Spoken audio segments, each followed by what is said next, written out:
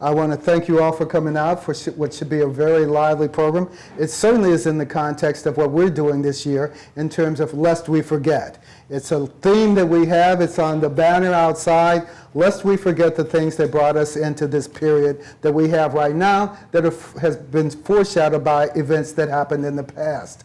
I'm thrilled that Mary Elliott is here because I was a 19th century history major, and I tend to look at the world through that period. So you will see, and you've seen people come here. We've done stuff on the exhibitions on the abolitionists. We've had scholars, historians from Sam Houston State, from Rice. I think it's a period that is well worth looking at over and over again. And we're delighted tonight to have somebody who is a specialist in that period. Mary Elliott, of course, is a museum specialist with the National African American Museum of History and Culture. She was very prominent in the Slavery and Freedom exhibition that's up now. She's got a nice DC background because she went to Howard. Amen. Which, you know, for somebody who went to Baltimore, school in Baltimore, you go to Howard and it was happening, except for the Punch-Out. And the Punch-Out was a place that, you know, people would go there, and there was a reason we'd always say they called it the Punch-Out, because if you spent all your time there, you would spend maybe a year and you'd have punched out. But the rest of it is, it's a wonderful institution, and then she stayed in Washington, D.C. and got a law degree from Catholic University's Columbus Law School. And anybody who's been to Washington, D.C. knows that, you know, there's so many great universities there, and Catholic is one of them. I like the history department. She liked the law school. Since then, she has been a consultant on American history, African American history, and specifically on certain areas, the ones that I'm most interested in as well. Antebellum South, Reconstruction, slavery reconstruction, etc. And she goes all the way up to Jim Crow. Now, the final thing I'll say about her is that I make the point of saying a lot these days that Texas and Florida are the new Mississippi and Alabamas. And so as it turns out, I think Mary's talk today won't be specifically about Texas, but it will be about Texas in the sense that Mississippi and it's so ironic because I just say we're that again. If you look at Mississippi, then you're really looking at Texas even now. So with no further ado, I bring Mary Elliott in. Thank you so much for coming. Thank you. All right, thank you. Thank you so much. I appreciate it. Good evening. Good evening. I want to make sure I know how to use this. There we go. Okay. Well, thank you for that very nice introduction, and it's a pleasure to be here. I had the pleasure of doing a presentation this morning or this afternoon at the Gregory School. And as you heard, I work with the Smithsonian National Museum of African American History and Culture, and I'm the curator for Slavery and Freedom. I was honored to be able to co-curate the Slavery and Freedom exhibition in the museum.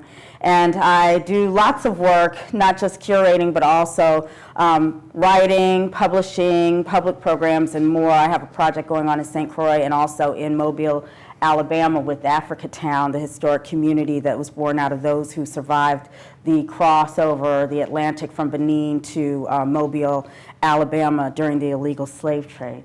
So today I want to talk to you about really African Americans' Reconstruction and the Black vote. I, again, as I mentioned, work at the museum. We've been open since 2016. It was an idea that came into being around 1916, brought up by several African American men who formerly fought with the U.S. colored troops, and they thought that it was necessary to have a monument dedicated to African Americans and their contributions to the nation in terms of the military. And so it took 100 years for this to come into being, and since we've opened, we've had about 7 million visitors. This is an image of the inside of the history galleries. On the lower floor, you have the Slavery and Freedom exhibition. Here you have the segregation exhibition, and then just above here is A Changing America, which looks at what happened after Martin Luther King was assassinated through to today. What you see here is where people queue up to go downstairs and start at the bottom. The history gallery is foundational to the rest of the museum. I want to point out to you here this slave cabin. The slave cabin came from Edisto Island, South Carolina, and on the front we interpret it in terms of slavery and freedom. But on the back we interpret it in terms of freedom, emancipation, and Reconstruction period. This whole wall here is a wall of all these pieces of legislation that helped define the nation. At the heart of all those pieces of legislation was slavery, all the way from the Declaration of Independence through the Reconstruction amendments. And so we look at the back side of the cabin and we talk about the fact that once freedom came, you had a choice. You either signed a contract as a sharecropper or you tried to get on with your life and make a way. And if you did so, at that time, 1866, the black codes went into play.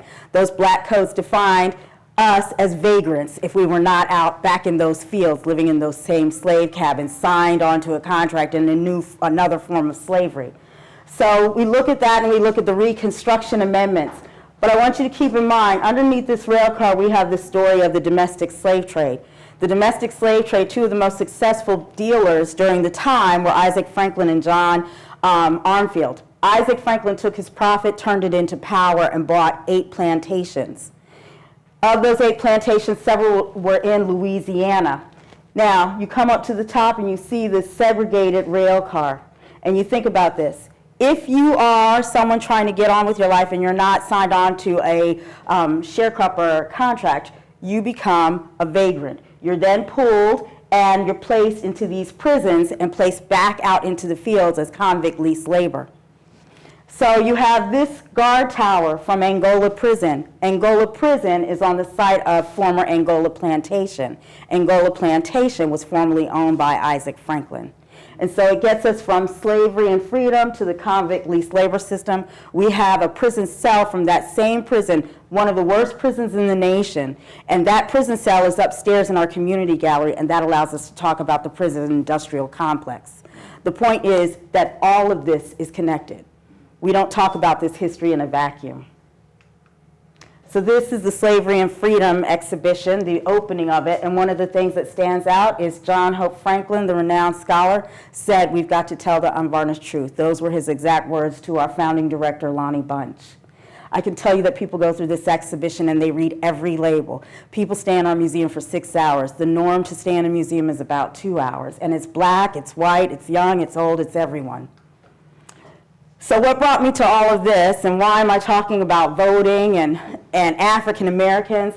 This is an image in Oklahoma of educators. There's a man in this photo right here. That's my grandfather. See there? He's the only black man in that room. He was the principal of Carver Junior High School in Enid, Oklahoma. He was the principal of Booker T. Washington High School in Sapulpa, Oklahoma. And I remember I wondered what was it like for him when I'd look through these pictures and see this one black man amongst all these white people. What was life like for him? This is a picture of my mother. We moved from Oklahoma City to Washington, D.C. One of the last communities to integrate was Glen Echo, Maryland. She was the only black woman in that scene. Why? Because this was the holiday party at the school my sister attended. My mother actually moved us from Glen Echo with my dad to Silver Spring, Maryland, because she said your sister was the only black student in the entire school. And so we moved to an integrated community. And then this picture is of my great-grandmother. That's Maggie Barnes. Maggie Barnes was a sharecropper in Shiro, Texas, just outside of Huntsville. Right down the street from a community called Mount Zion Settlement. It's not even on the map. And so I always wondered when I looked at these pictures, what's your story, which in fact is my story too. So I started to dig, and I found this person, John Gandy. John Gandy was the first cousin to my great-grandfather. John Gandy was the president of Virginia State University from 1914 until the 1940s. He had an unpublished autobiography held in the archives at Virginia State University. And in it, he wrote, "This is where I was born. My mother was this woman. Her sister was this woman. Her mother was this woman. They were owned by this man and this woman. Colonel Adley Hogan Gladden gave my mother, her sister, and her mother to his brother-in-law, Thomas Watt. He then carried them directly from South Carolina to Oktibbeha County, Mississippi. This is the location of Mississippi State University." So I wondered, well, where is this place? I've never heard of it. All I've heard about is Oklahoma. And so my mother and I took his unpublished autobiography, we didn't know anyone, and we flew into Mississippi. We rode up to a gas station in Oktibbeha County, and we said to ourselves, the first black person we see, we're going to ask them where this is. And this woman pulled up with her daughter, and she said, "Follow me, I'll show you." We rode past Mississippi State University. There was a fork in the road. She said, "You can go either way. You'll come full circle." When we cleared the trees, it was open spaces. You could tell where all the plantations were. We ended up finding plantations, churches, schools, all the sites that he mentioned in his unpublished autobiography. This again is John Gandy. This is his mother, this is his father, and this is Colonel Adley Hogan Gladden, who owned them. And this is his wife. So I did more research and I looked up and I found out about the gallant Gladden. He fought in the Civil War and died at the Battle of Shiloh. And he owned this woman, who is my great-great-grandmother's sister. I've never seen my great-great-grandmother, but now at least I know what she kind of looked like because he described her. This is her husband, Horace Gandy. Now this is important. In Mississippi and Oktibbeha County, not unlike in all these other counties across the nation, black people were fighting to maintain their rights that they acquired at the time of Reconstruction. 13th Amendment, the end of slavery. 14th Amendment, the right to citizenship and due process. And 15th Amendment, the right to vote and hold office. They battled the white community at every turn. If you think that we sat down and let life happen to us, we did not. And this man was one of the ringleaders, as one might call him, who was constantly in battle. This is Judge Thomas Carroll. He was a Reconstruction-era judge. Gandy wrote about the events in Oktibbeha County, Mississippi. So did Judge Carroll. Judge Carroll wrote very unapologetically. He wrote about, well, we caught up with this nigger, we lynched him, we killed this carpetbagger, we stuffed the ballot boxes, we ran them off. That was his version of everything, although we know that many people were killed. But we also know through other accounts how black people fought to maintain that right to vote and to hold office. Again, Oktibbeha County, human suffering and the power of the human spirit.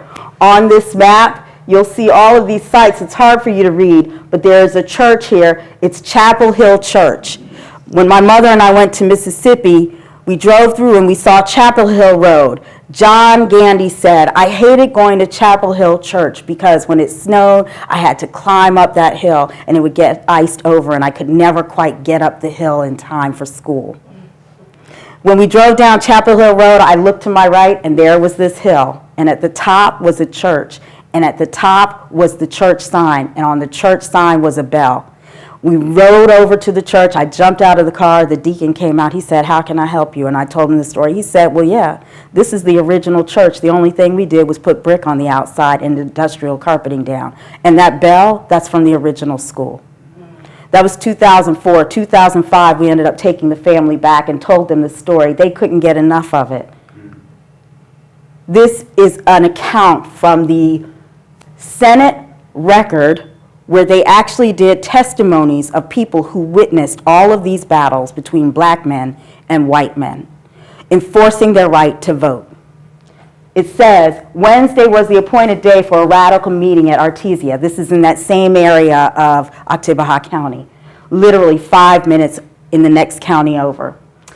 And Frazee and Whitfield were the orators. Negroes came from everywhere, came with all pomp and circumstance of glories, war, in cavalcades, mounted on muleback chiefly. They came then in different and distinct bands from different directions. When 2 or 3 bands got upon the ground, a line was formed and a deadline established, and the announcement made that it was death to cross it until the speaking was over. Officers with drawn swords walked up and down the line and straightened it and put it in military precision. The whites of Artesia are few in number, and we will not insult them by insinuating that they were intimidated, but we'll say they were cautious and prudent, and telegraphed to Columbus the situation and asked for a company of United States troops stationed there to come to keep the peace. Now you picture in your mind all these black men riding in from each corner on horseback. Now what I didn't read to you is there's another account of this where they came through banging drums, carrying guns, enforcing their right to vote. This was a regular thing. They banged drums and carried guns. There are other accounts that say the banging went on for nights at a time, and the white people wanted it to stop. And they knew that the black people were calling each other out to vote, to enforce that right. So an ordinance went in place to prevent people from selling drums to black men and from selling ammunition. Now we're talking about Mississippi, but this was all over. This is a testimony from Henry Adams, who actually testified before Congress, and he talked about, now think about Freedmanstown. People came from East Texas, they came from Galveston, they came from Louisiana. This man is talking that in 1870, they formed a group called the Committee. The Committee had about 500 men that they then shipped out all over the nation to find the best place where black people could live. He says, a parcel of us got together and said that we would organize ourselves into a committee and look into affairs and see the true condition of our race, to see whether it was possible we could stay under a people who had held us under bondage or not. Then we did so and organized a committee. What the interviewer asked him was, what did you call this committee? And he said, the Committee. And they were in existence from 1870 to 1874. We worked, some of us, our way from place to place and went from state to state. And some of them did amongst our people in the fields. They worked amongst people in the fields everywhere to see what life was like. But here's the thing he said, and they continued on until 1874.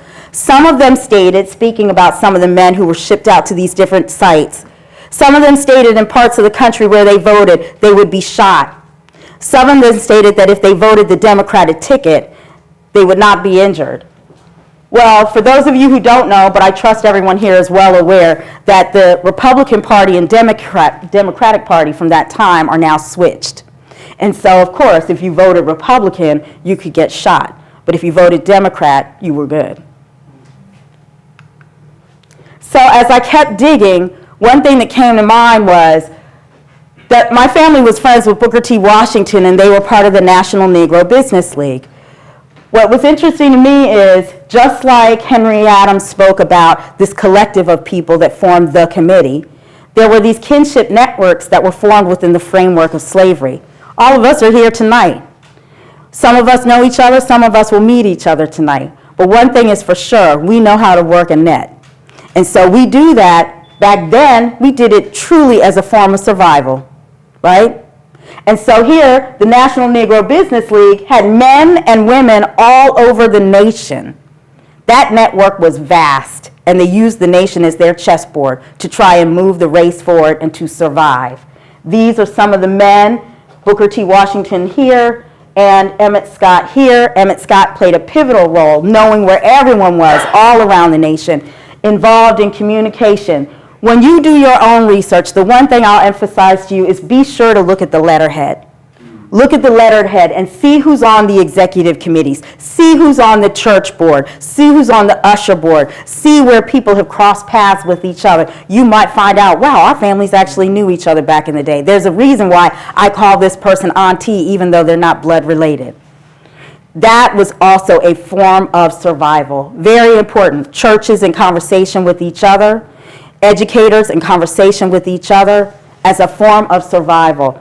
In this case, it was under the umbrella of the National Negro Business League, which included the national retailers, the national bankers, the national morticians. All of these different groups came under that one umbrella, and they were strategic. This is T.J. Elliott. T.J. Elliott is my great-grandfather's brother. He was a member of the National Negro Business League. He was the head of the Oklahoma State Negro Business League. And he owned a chain of department stores, a hotel, a bank, a theater, as well as 300 acres of land with my great-grandfather. This is the inside of that store, if you can see. Here is a white man purchasing some goods from that store. They had the exclusive right to sell Stetson hats in that part of the state. Their patrons were black, white, and Native American.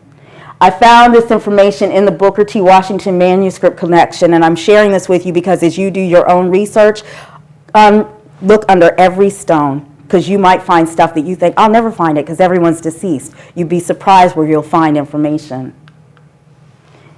I wanted to share this with you because what are all of the different pillars that we use to stand upon, to uphold our communities, to be able to go out in the streets and enforce our right to vote? Self-sustaining black businesses, leadership roles, civic engagement, organizing, education, and faith. This is my Aunt Lucy, my Uncle Ned, and his wife Edna Mae Bailey. All three of them were merchants. All three of them were civically engaged. All three of them helped build churches and schools. This man, along with several other men, had this group called the 20 Gents. And in the theater, they would invite children to come and watch films, and at the end of the film, they would give them a bag of oranges and dimes, and that was their gift to represent these black men who used their power for good. And this is a picture of my great-great-grandfather. He's formerly enslaved, and so is his wife. But you look at this picture. All of these men are proud black men, including this one who suffered through life looking white, stood out like a sore thumb amongst all of his family. This man is that man. But look at how they all surround this man formerly enslaved. And you look at his stance. You can only imagine what his life was like. But these men were very proud to claim relationship with this man. If it weren't for him, they probably wouldn't have been here, right? This man and this man were part of that fight in Mississippi. They ultimately killed some Klan members in 1890, left Mississippi, and went to Indian Territory, which became Oklahoma in 1907. They also formed a delegation in 1905 to make Indian Territory the first all-black state. Of course, it became Oklahoma in 1907, and the first laws on the books were the segregation laws. So we get to this, casting the first ballot. Voting matters, and it matters how we make sure that it takes place. And it's not just voting, it's doing voter education, because today we don't have any kind of civic education in school. And so here we have this image of the Harper's Weekly image, which is well known, of casting the first ballot. I'll have to get you the source for this, but this is from, it's from Friedman's area, and it's shown as casting the first vote. But I'll get you the source for that. So I thought it was really important to include that. And of course, there were all of these illustrations about the violence that went on. You'll see illustrations like this where people were approached at the polling sites, they were threatened, and oftentimes many people were killed. And then you also see some of these images that show not only African Americans, but you see some of the Irish people that were also treated the same way. And I find that very important because we talk about just our experiences, but it's a nuanced thing, and I think it's important for us to understand this shared history. From Texas. We have this gentleman who was one of the first delegates for the 1868 to 1869 Constitutional Convention. We have Matthew, it should say Gaines. He was pivotal in helping to make sure that Prairie View A&M came into being. And then, of course, we have Barbara Jordan and Mickey Leland. I wanted to, of course, tip my hat to Mickey Leland because he was pivotal into making sure that our museum came into being. So why does this matter? Well, so you have Freedmanstown. Very important, powerful history. Just like in D.C., Black Wall Street, right? Just like in Tulsa, Oklahoma, Black Wall Street. In D.C., it's Black Broadway. You have Africatown in Mobile, Alabama. You have Weeksville in New York. Well, here, this is where we got the slave cabin from Edisto Island, South Carolina, that one you saw in the earlier picture. We took that slave cabin apart piece by piece, conserved it, restored it, and built it up right back in the museum for everyone to see. Well, how did we even get that cabin? Because of this woman. She was over the Edisto Island Historic Preservation Society. Gretchen and I have become very close, and Gretchen is the one who called me and said, I heard you're looking for a slave cabin, and we have one. The Historical Society had that slave cabin. It was given to them, and they couldn't maintain it. They didn't have the money. And they said, there's no reason for this to go to the wayside. The nation needs to know this story. So they said, please come and take this cabin. And so they gave it to us as a donation, and this is Gretchen standing here with the descendants of the people who were enslaved in that cabin. This young lady here, really powerful story. I didn't tell this afternoon, but I should share with you. Beautiful young woman. You see her beautiful brown skin, right? She had piercing blue eyes. And there was a woman on the cabin committee for the Historical Society, same figure, same blue eyes. And she said to me, Arlene said, Mary, Carol wants to talk to me, and I don't want to talk to her. She keeps telling me we're related. I don't want to hear that. And I said, well, Arlene, I tell you what, I suggest you talk to her because she probably has more information on your family that you need, that you don't even know is out there. Next thing I know, here they come running down the road in this truck, dirt flying everywhere. Arlene gets out. She has this shocked look on her face. I said, what happened? She said, well, Carol took me to her house. And I'd been to Carol's house. It looks like a plantation house. She said, Carol took me to her house and said, so, tell me about your side of the family. And Arlene said, well, my brother's writing a book about it. And Carol said, that's all right. You just let me know when the book's done. For now, here. And she threw a book at her. She had already written about the other half of the family. She said, this is the other half of your family. She said, I want to get to know all about us. And they sat and had a glass of wine. In the end, Arlene ended up getting cancer. She died a few months before we opened the museum.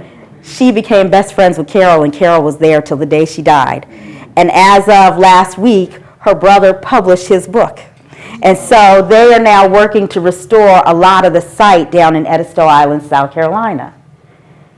These women lived in some of those cabins that existed along that row. There were about 10 cabins that existed along the row. This one was lived in. It was built in the 1850s, lived in until about 1981. No running water, no heat, no electricity. Remember this woman's face, Miss Emily Meggett. I love her to death. She had me at her house and told me when I landed and got off the plane, well, I have a snack for you. And the snack was fried shrimp, red rice, beans, cornbread, potato salad. I said, well, this is a snack. I don't know what dinner's going to be like. And so she is known as the woman in the community that everyone loves, Ms. Meggett.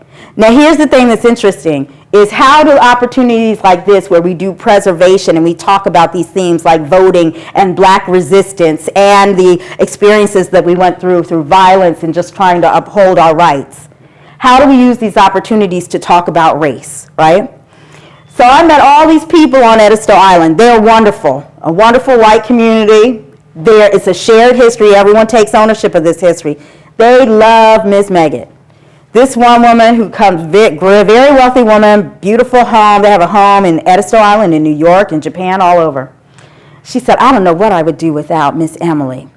And you know, she came over to bake her famous caramel cakes, and she looked at my stove and said, well, you can't use this stove. This stove is no good. I have to turn the heat up and adjust it all the time. And she said, and I turned around and I just went out and bought a brand new gourmet stove just for Miss Emily.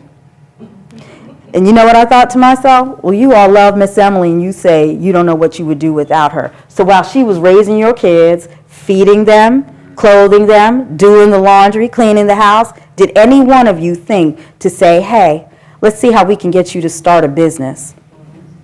And then while you start your business, you can train the next generation of domestic workers who are also entrepreneurs.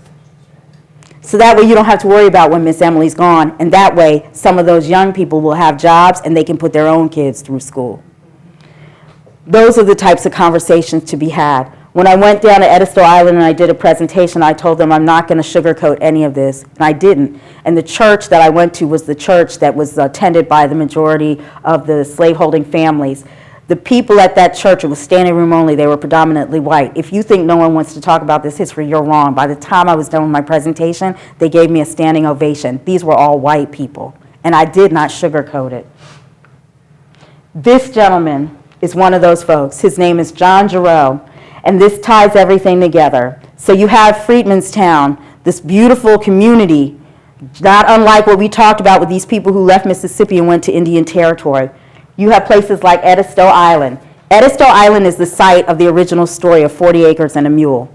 So, Edisto Island, all these slaveholders left, and as a result, all the enslaved in that community said, look, we shed our blood, sweat, and tears for this land. We deserve it. So the government gave them the land 3 times and took it away 3 times. But there was a group of 9 black men who formed a co-op, and they were able to successfully hold on to 900 acres of land and form a community. One of those men is this man here, Henry Hutchinson. He ultimately built this house on that land. He designed it and built it for his wife. This is from that Reconstruction period. It's been in the family all these years, including one of the descendants, Arlene. This is part of her family history. It's literally 3 minutes down the road from where the slave cabin is. When the family realized we can't afford to take care of this house, this man stepped in. He's over the Edisto Island Land Trust. He stepped in and he said, I'm going to help out. They were able to acquire all the land in the house. He works directly with the descendants, and they are now restoring this house to its original state. They're going to use this house as a site for education. Why does this matter? Because places like Freedmanstown, that's your house. So it matters to restore this history and make sure that people always know this history. These are some of the men who were working. You see they have the scaffolding over the house. They're working, looking at how they can preserve this history the proper way, make sure they follow all the requirements so that it meets the standards for the National Trust for Historic Preservation. And guess who's right here cooking the fried chicken for them? Ms. Emily. Now, I'll tell you, when I left her home, she also made sure that I traveled home with some homemade wine. She's really good. And so this is a picture of the descendant community along with all of the volunteers that are working tirelessly to restore this home, to bring this history back to life so people will never forget the strength, the power, the resistance, the resilience of all of these African Americans who survived slavery and went on to make sure that we could follow through on our rights as citizens, as free citizens enabled to vote and hold office. So I shared this today earlier. While I'm here, and I'm excited to be here to share this information, what really brought me to Houston is my mother's family had their first gathering. And so this is my great-great-grandmother, who I mentioned earlier. That's Maggie Barnes. Maggie Barnes is from Shiro, Texas, as I mentioned. She was a domestic worker and a sharecropper. Maggie Barnes was raped by 3 different men. 2 brothers and a cousin. One brother, the result of that was my great-grandmother. Another brother was her brother, Ed, was the result of that. And then another brother was her other brother, who was the result of the rape by the cousin. She was a sharecropper, got married at 14 years old, ultimately moved to Houston. And she had her daughter, which is my grandmother, Rosa Mae Rogers, Rosa Mae Bullock Rogers. She actually was a sharecropper as well, but she had the opportunity to go to college. She was going to Mary Allen School out in Texas. I can't remember quite where it's located, but it's a school for black women to become nurses. And she ended up having emergency surgery for appendectomy. She ended up having to use the money that she would have used for school to pay for the surgery, and she couldn't borrow any more money from the landowner that they were sharecropping from. So what happened is she became a maid for the rest of her life. She was maid for the rest of her life. I actually have her maid's uniform with the apron. I found that when we buried her in 2017. She refused to let my mother and her sister work. My mother is here. She graduated top of her class with a 4.0 valedictorian, got a full ride to the University of Oklahoma. Today, she still holds the highest test score on the physical therapy exam in the state. And her sister went on to become a top pharmacist in the Pharmaceutical Honor Society, and at age 50 went back to school and became an attorney. That's all from that woman. And so I am proud to stand here in front of you as the curator of African American Museum, the Slavery and Freedom Exhibition, an attorney, someone who graduated from Howard University, because of all of these women. And guess what? They're all from Texas. So this is my cousin who came in from Ecuador and got to see her family. This is my father's family. This picture is from 1910. 10 years after they had moved to Indian Territory, after they had killed these Klan members. It's actually 20 years because they moved in 1890. And then I dedicate this to my father and my grandfather because a week ago my father passed away. I go to his funeral on Saturday. So I leave out of here tomorrow morning. This is my father, this is my grandfather. What they did every 2 years was we had our family reunions and we sat around in a circle. And in the middle of the circle, my grandfather sat with his sisters and they always told the family history every 2 years. And I never forgot it. And one of the things they shared was, our family was friends with Booker T. Washington. Well, I was a kid, I didn't know what that meant. But then one day I said, you know what, I heard our family was friends with Booker T. Washington. And my uncle said, we were. And Mary, would you please continue to do the research? He said that to me 2 days before he died, and I promised him I would. And so it's brought me to this. So I'm very honored to be able to share this story with you because all of us have these stories.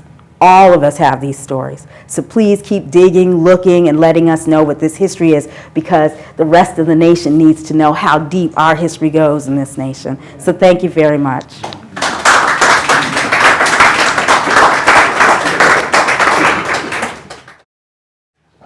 You know, this is everything that HMAC is about, and every February in Black History Month, we have people come over and talk about their stories. We have some folks who have taken, you'd never know this, but they've taken their history all the way back to the slave ship. Houstonians, just digging the one person who decides, I'm going to be the family historian. And one of the things that always amazed me, my dad would always say, my late dad would always say, he said, who are you with? I said, I'm with Joe Rogers. He said, Joe Rogers? Is that Joe Rogers? I said, there are a lot of Joe Rogers all over the country. But the reality is, as time goes by, actually, there is the possibility that you run into this Joe Rogers. And the other thing that you discover, if you listen to these histories over and over and over again, there's just not one African-American family that does not have something very special about them. Some ancestor, something about them. The issue is, do we capture it and do we keep it? And so it's very important for historians to do this. I'm also delighted about this talk because it so gets everything about HMAC. You know, we are the place that says we are, if you go outside and you look at the banner, on one side it says, lest we forget. That's John Hope Franklin's, I want to tell the unvarnished truth about what's going on. But the other side of it is, one history, one people, one nation, a common future. And you hit this, I mean, it is.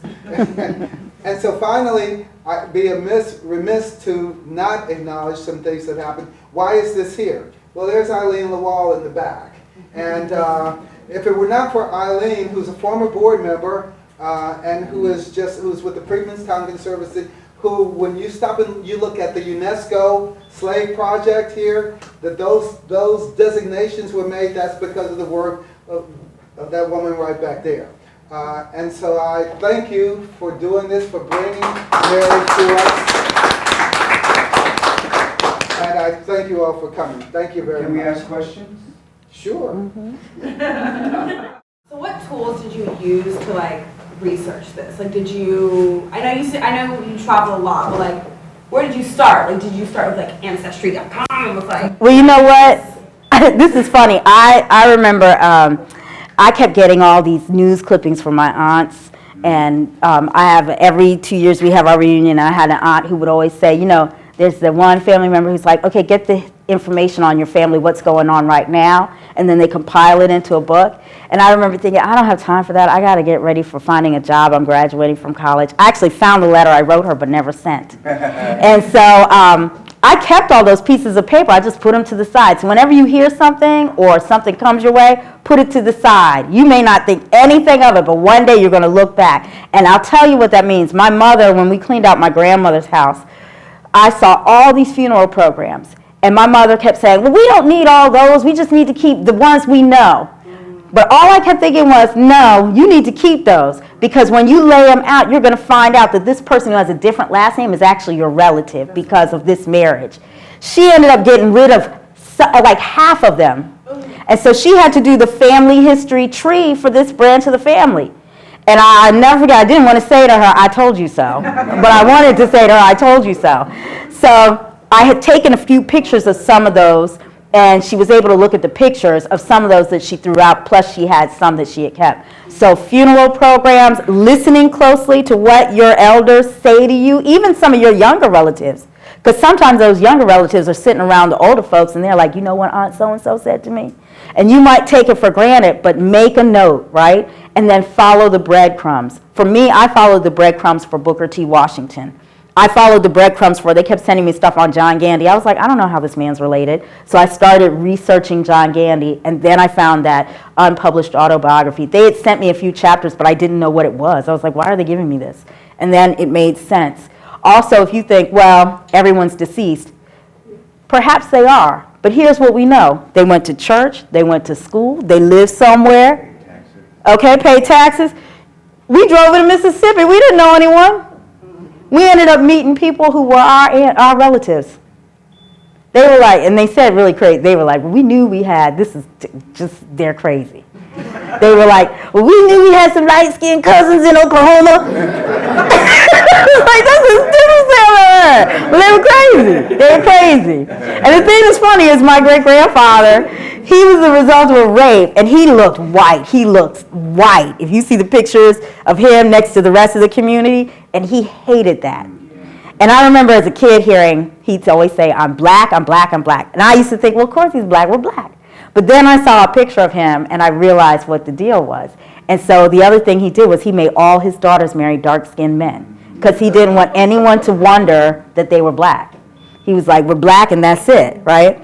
So I just followed the breadcrumbs. The sources I used at the time, I was using Ancestry.com. I used Google. And this was 2000, early 2000. So all of that stuff didn't have everything that you see now. So you're fortunate now. If you go on, you'll find a lot more than you expect. And also look at the African American Historical and Genealogical Society. They do publications that a lot of people kind of disregard, but their publications are equivalent to a lot of scholarly journal writing. They really do dig and do scholarship work and bring forward primary source materials. So definitely check into that because they have chapters all over. So that's some of the places I would start. And travel to those places that you heard about. Yeah, go walk the landscape. Did you mention a particular archive early as you began speaking? I went to the Library of Congress for Booker T. Washington's manuscript collection. And then when John Gandy, when I found out that he was the president of Virginia State University, I called the archivist there. And you don't have to have a budget to travel. You can just call people. Now, I'll tell you what I did for Mississippi. I cold called people. I looked in the phone book for Elliott. And I was like, hi, my name's Mary Elliott. I'm looking for some relatives. And I met people. And when I got to Mississippi, I met them face to face. And they called up the person down the street, Miss Mary's coming by and you need to talk to her. They'd have a whole dinner ready and sit down and talk to you about the churches, about the plantation sites. And even if it wasn't directly related to my family, it gave me more insight on the place. So that was very important to just go and be there. And people might say, well, but they're not talking about my family. You may not think so. But then when you get home and start looking through your notes, you might go, oh, wait, okay, now this makes sense. Yeah, so I looked at the archives. In this instance, I happen to have two very high-profile men. But if they weren't, Shiro, Texas, I'm going into the archives down in Grimes County or, out in the Shiro area and start looking through those local libraries and seeing what they have. Do you know the... And this is the other thing I'll say. You can go on Ancestry.com and they'll have stuff, but the African American resources, don't overlook those. So look at your HBCUs. Look at a perfect example. The WPA narratives, those are where they, in the 1930s, the Work Progress Administration interviewed formerly enslaved African Americans. There's an edited voice when they were being interviewed because the interviewers were white. But there's a man at Southern University that was doing the similar interviews down in Louisiana and other areas. And he used his students who were black, and the voices were less edited. And so Southern just digitized those interviews. So check that out because it's really telling, even if it has nothing to do with your family, to get insight on the experiences of African Americans. What are they called? It's at Southern University. It's a slave, it's like oral histories. And there's a book called Black Roots by a genealogist called Tony Burrows. And in that book, the one thing he said is you can know your aunt, your uncle, your grandmother, but you need to know the history.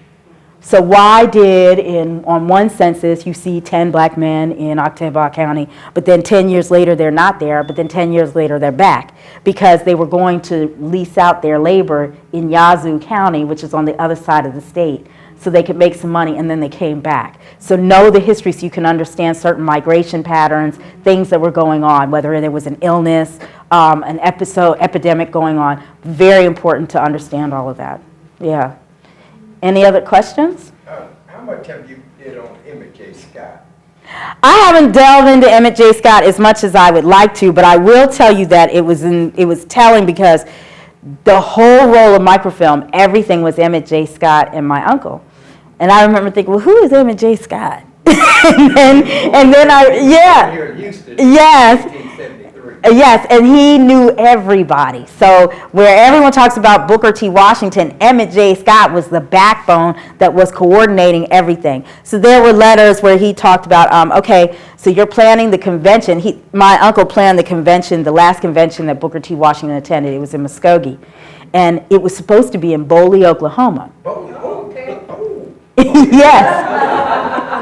So it was supposed to be in Boley. I'm from Olivewood Cemetery, and I have someone there that helped incorporate Boley. Okay, so now here was the deal with Boley. So I'm looking through the letters, and I was like, well, what happened with Boley? And Booker T. Washington is writing this up. He's like, I don't care what these Negroes are doing. We're having this convention in Oklahoma, right? Well, what I found out was there was a white man and a black man, both preachers, who were pushing for black people to go back to Africa. And so there were two factions in Boley. One wanted to go, one didn't. And so they ended up moving the conference to Muskogee. Some of those people who thought they were going to Africa ended up in Philadelphia, and that's as far as they got. And so that's really telling in itself, because imagine looking at that strand of people who just got as far as Philadelphia. But so I have to do more research on Emmett J. Scott. I just know a few bits and pieces about him, but it's really important because Emmett J. Scott was coordinating when all that stuff was going on with Boley. He was orchestrating all of that and coordinating all these people across the nation. Yeah. The heartwarming things that you do find out about your family just by looking at it. Probably the most poignant part of my family history was when my dad died and I got his books, boxes of books. And I had an uncle who was part of the Great Migration from Texas to California.